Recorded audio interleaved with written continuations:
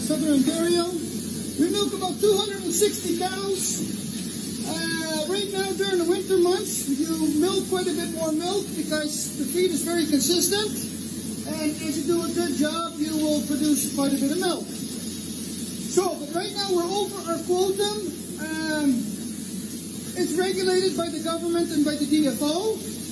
But the problem is what they don't understand is millions of people look at this milk running away because it's the end of the month. So I have to dump 30,000 liters of milk. It breaks my heart. I will show you. By the way, this here, Canadian milk, it's $7 a liter. When I go for my haircut, people say, wow, $7, Jerry, for a little bit of milk.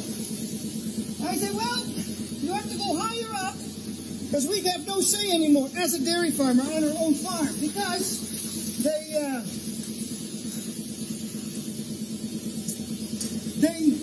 they make us dump it.